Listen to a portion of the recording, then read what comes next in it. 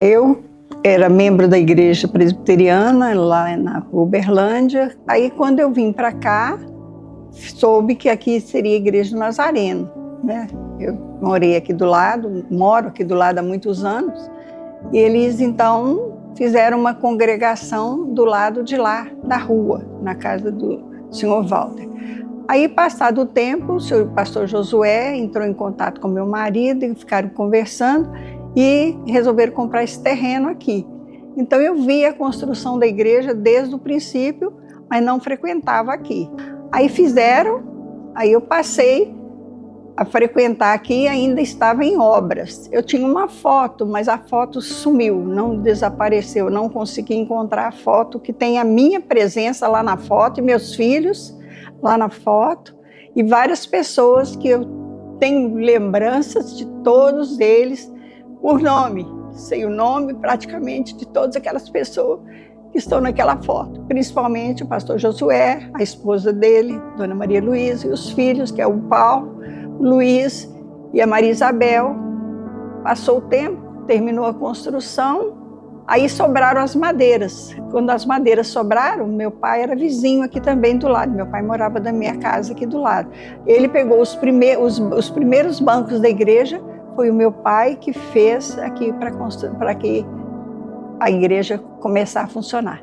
Então, naquela época, era o pastor Josué e o pastor José Rodrigues. O pastor Josué Dornelas, a esposa dele, era muito assim, amante das crianças, gostava muito de criança e ficava assim, sempre querendo mais crianças e procurando ter aquela intimidade muito boa com as crianças. Depois, então, veio o pastor Antônio Nobre Leite, com Dona Corsínia e os seus 6 filhos. O pastor Antônio veio lá de Cabo Verde e nós aqui aceitamos ele também com muito amor, porque ele era um pastor muito assim, atencioso com todas as pessoas. Meu nome completo é Antônio Jaime Nobre Leite.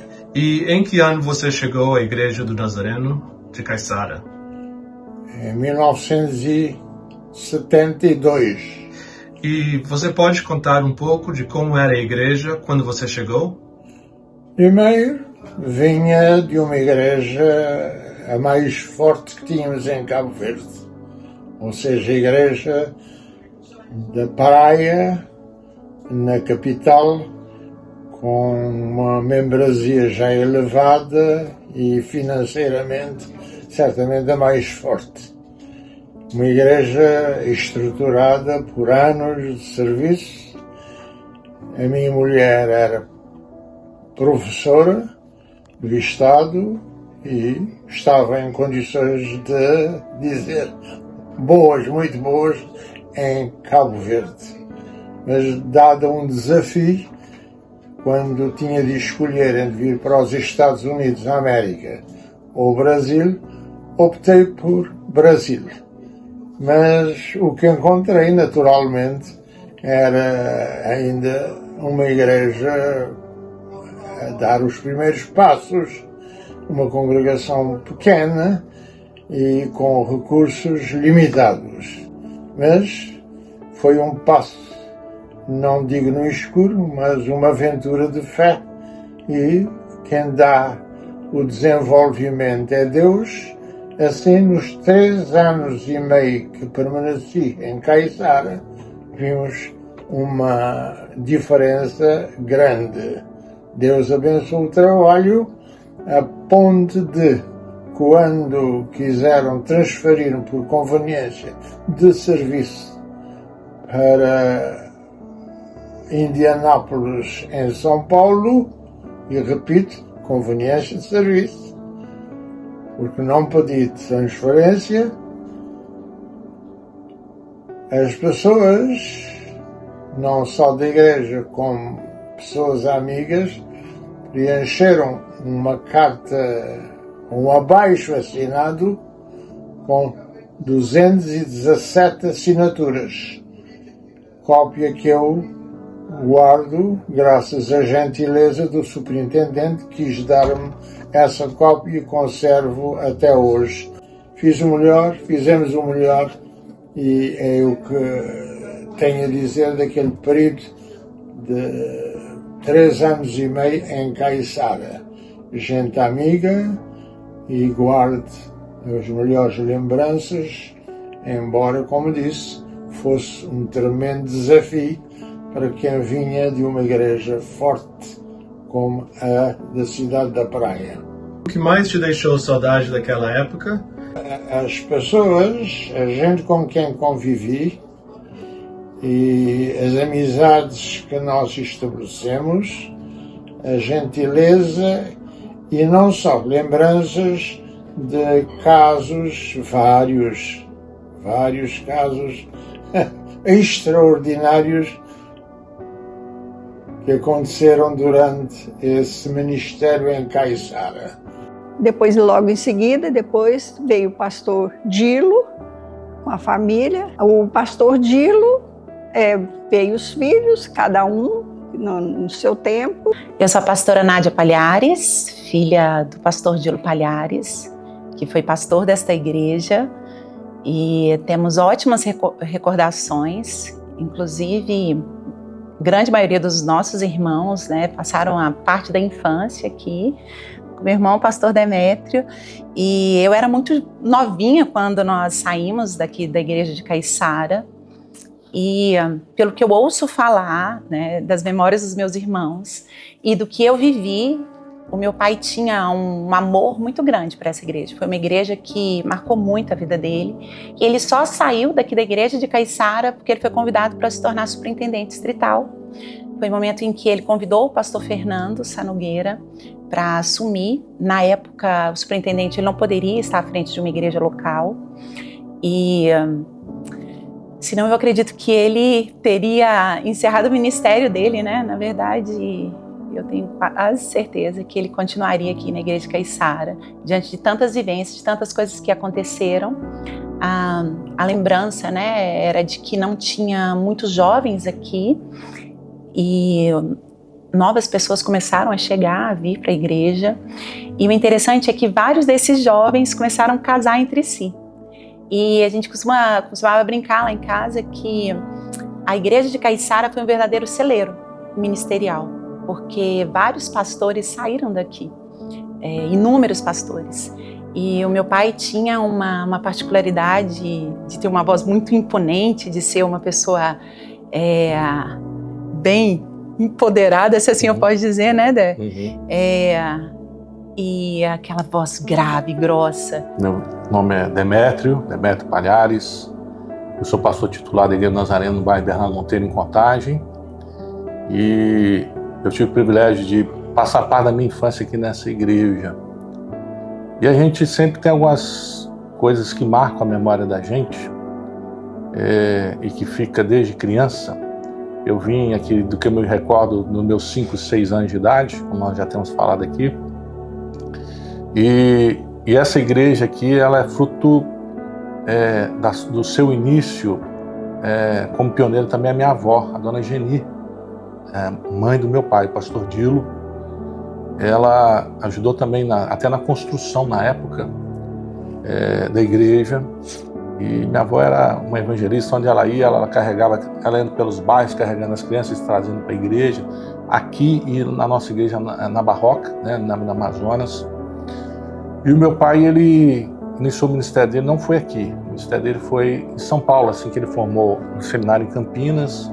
Ele assumiu uma igreja em São Paulo. Logo depois ele veio, as minhas 2 irmãs mais velhas nasceram em São Paulo, a Janete e a Margarete, e eu vim na barriga da minha mãe para cá.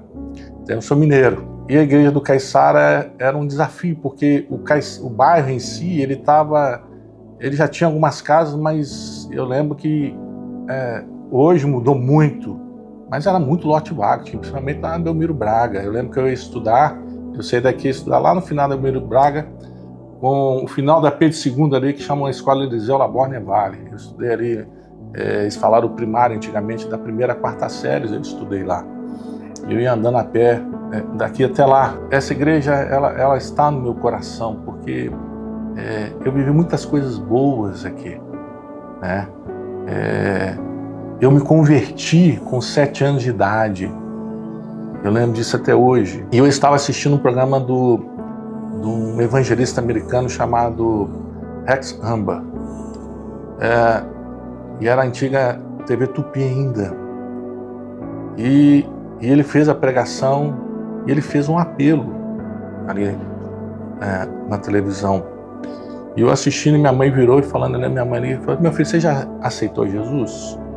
Eu virei para ela e falei: não, mãe. Não é porque eu sou filho de pastor, porque eu já tinha convertido. Você quer aceitar Jesus? Eu quero. E ela me levou ainda lá no quarto, meu pai deitado, e meu pai ajoelhou comigo, e eu aceitei Jesus naquele dia. Eu lembro no domingo eu vim, e meu pai me chamou para me dar um testemunho, e eu não sabia onde enfiava a cara, né, um menino. E eu lembro que eu chorei aqui na frente, tinha o altar aqui tudo de madeira, aquela coisa toda. E essas pequenas, né, flechas que a gente tem na memória da gente, que a gente guarda com carinho. Meu pai, ele foi eleito superintendente na década de 80, e é uma das exigências na época, né, segundo o Estatuto da Igreja Nazarena, que o superintendente não podia estar à frente de uma igreja. E então eu lembro que veio o pastor Fernando, a família dele, e fez toda aquela transição, né? Eu lembro que meu pai ajudou o pastor Fernando, teve que tirar uma carteira, aquela coisa toda, enfim. E houve essa transição, e nós fomos morar em Contagem, né?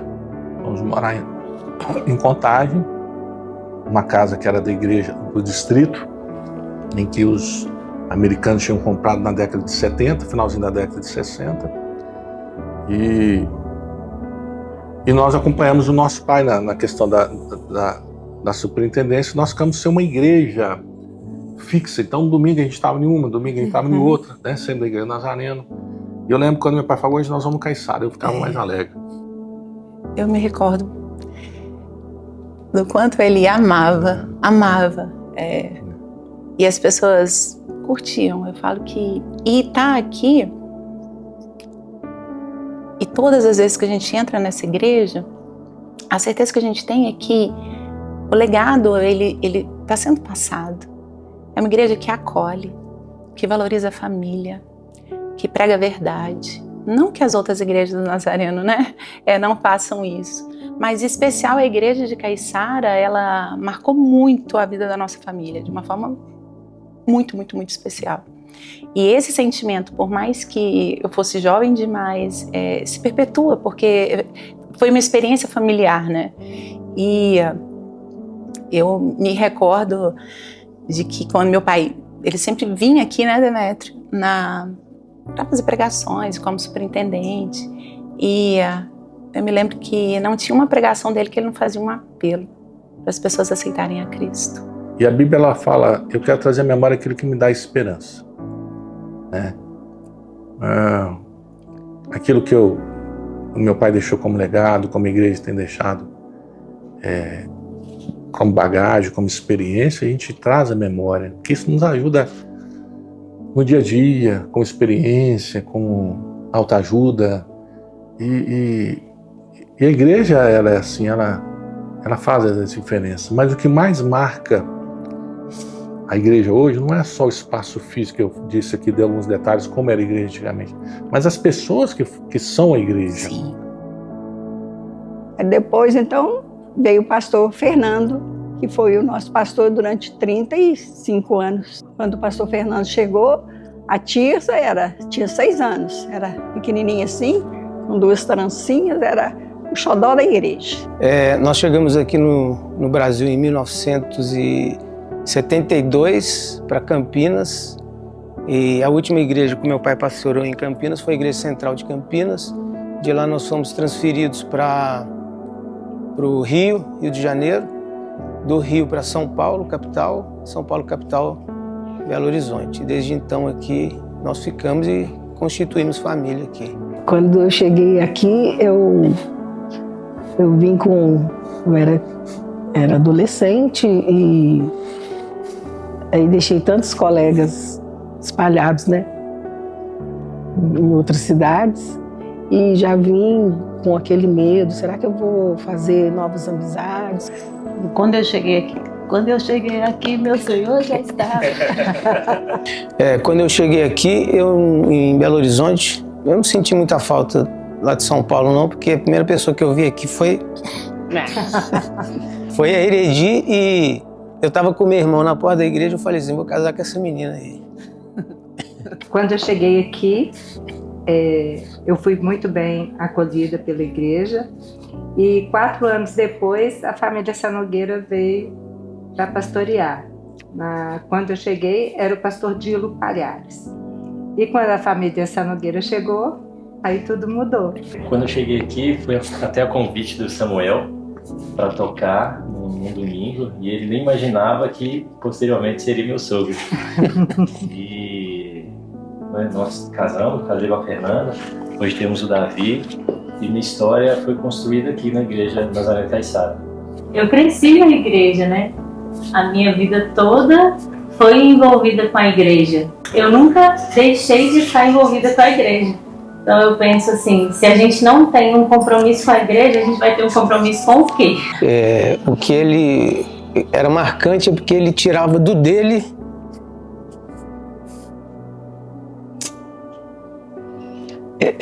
Para mim foi marcante. Vai ser difícil falar. A gente vê como que o testemunho, a bondade e a doação, que como o Sami falou, a doação deles, aonde que alcançou. Algumas amigas nossas falam que a realidade na casa delas era muito diferente, os pais, né, era uma família meio disfuncional, e aí se encantaram assim, né?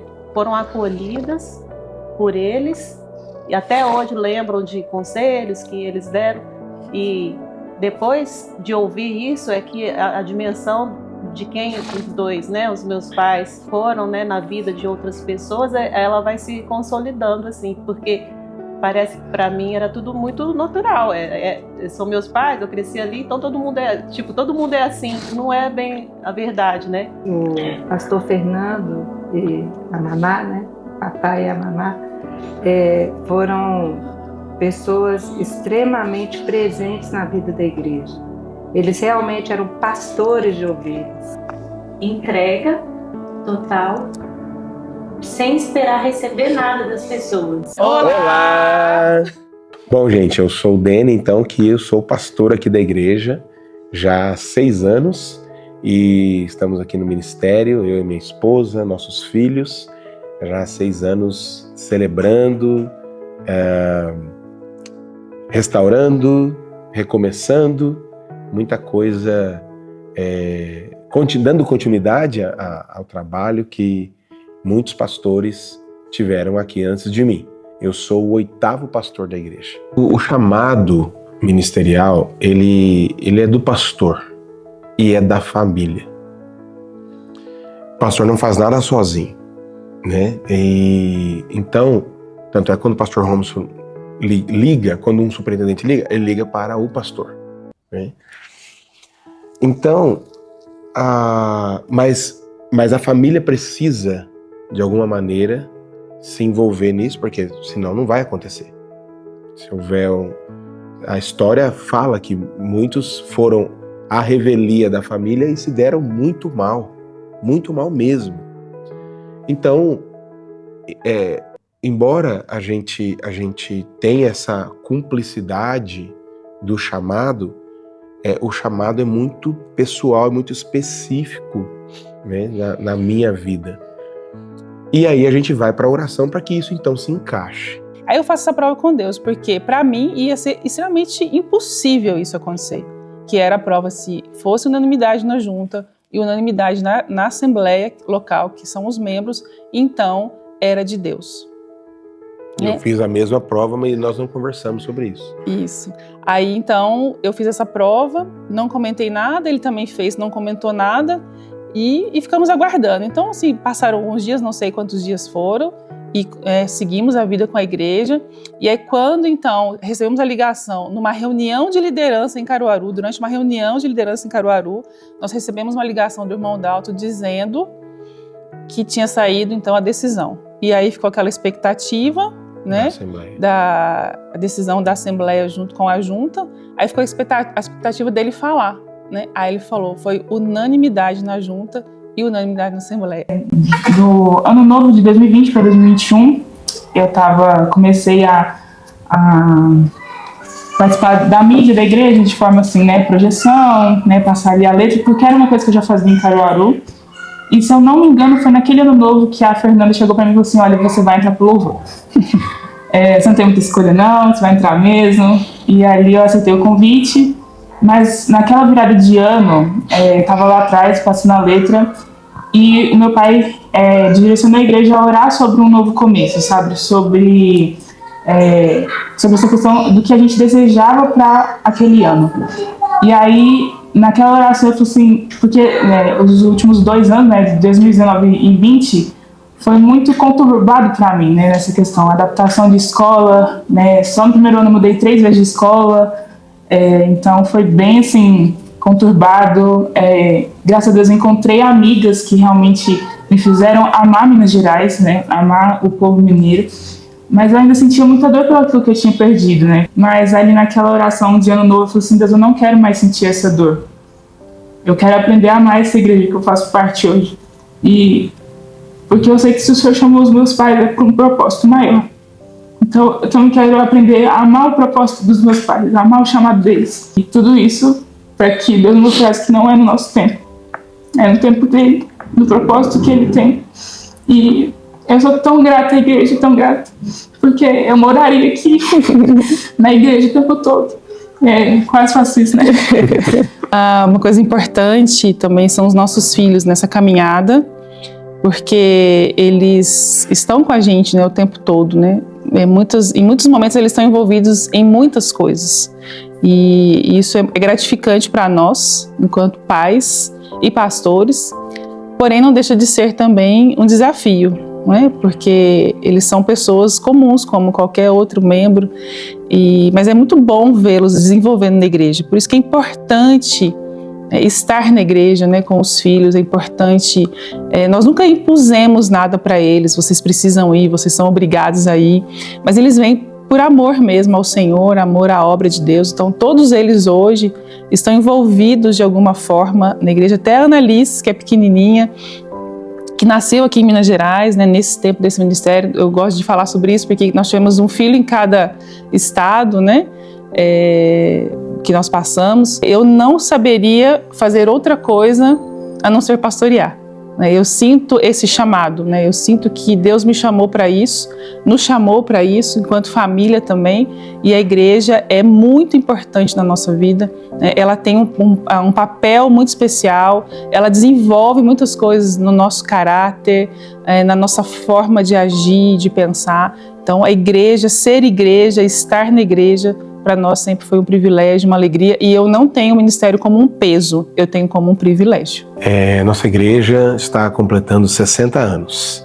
60 anos são bodas de diamante, e um diamante, ele é tão precioso, né? Ele é todo lapidado, tem várias faces. Quanto mais cortes ele tem, são os prismas, né? São coisas, é um brilho diferente. Então, 60 anos da nossa igreja, eu quero, assim, olhar para o futuro da igreja, sabendo que ela tem toda uma raiz, porque não se chega aos 60 anos de uma hora para outra, tem que demorar 60 anos. Mas eu quero, assim, honrar os pastores que vieram antes de mim. Como eu falei, sou o 8º pastor da igreja, e eu gosto um pouco dos números na Bíblia. O 8 é o número dos novos começos.